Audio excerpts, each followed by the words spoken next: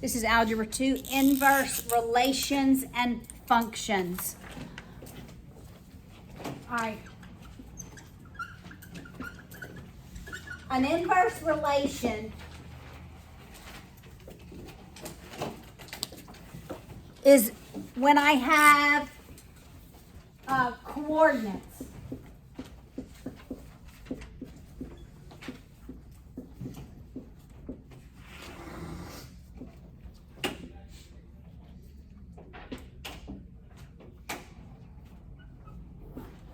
Say I just have, that forms some sort of relation. If I want to look at what the inverse relation, you know what inverse relations do? They swap the x and the y. So this is x, y. In my inverse, so if this is the original relation, then the inverse would be 1, 0, 5, 1, 3, negative 6, 6, 2. So what do inverse relations do? They just swap the x and the y. So if I told you I have this relation,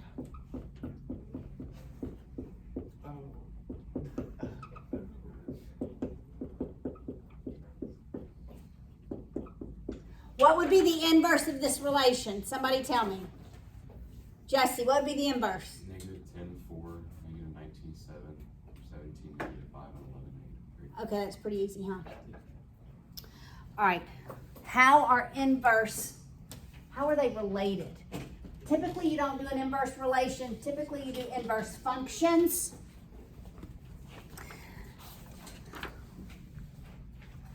So if I have the function, what does that f of x represent?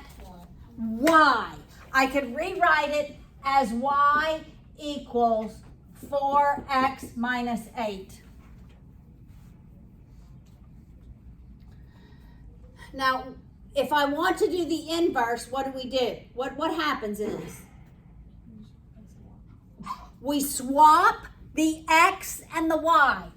So the inverse becomes x equals 4y minus 8. Yes? Would it also work if you solve for some coordinate points and then you start the opposite? No, that would be a relation. This is a function. When I just have coordinate points, that's a relation. When I have an equation, that's a function. All right, so then I have to solve for y.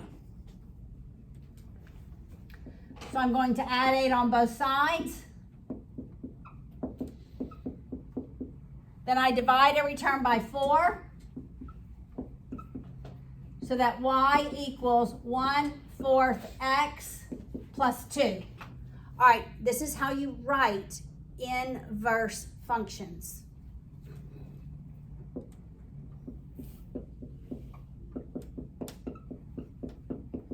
That raised to the -1 indicates that it is an inverse.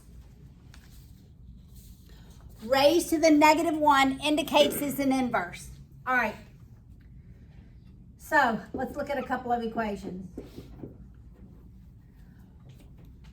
If I write the sine of x equals y, how do I solve for x? We've done this before. Okay. If I have the sine of theta equals 1/2, how do I solve for theta? Yes? It's the inverse side 1/2. What did I do? I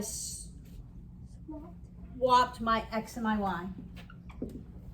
It's inverse operations.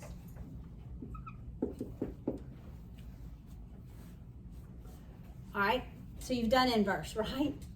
This is also called the arc sign. My son told me the other day, he said, Mom, you need to be using the word arc more, because when they get to calculus, they need to understand that the inverse in trig is arc whatever. Okay, so there we go. I used it. All right. Let's make it 10.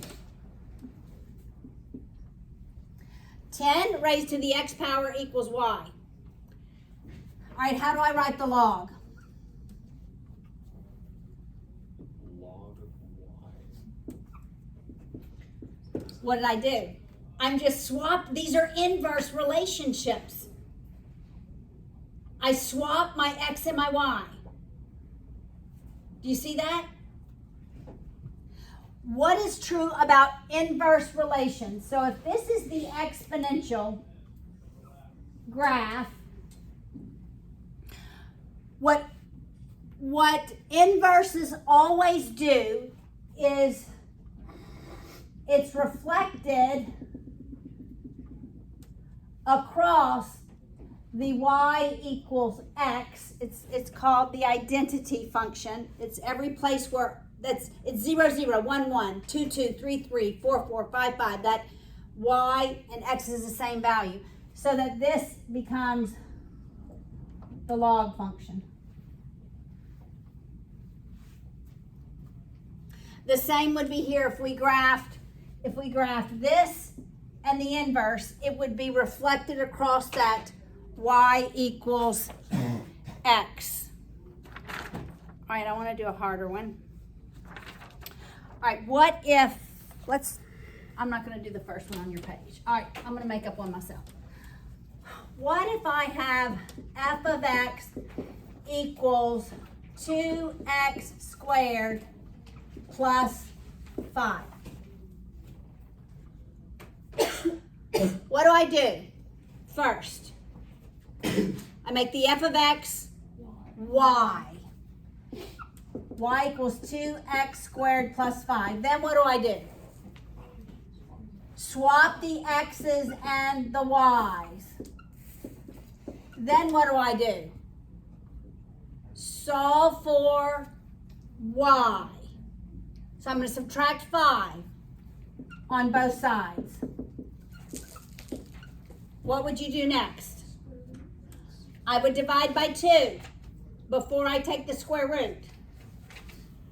Divide both sides by 2, y squared, x minus 5 over 2. Then I would take the square root of both sides. So that f prime of x equals the square root of x minus 5 over 2. All right, so you have some practice problems to work.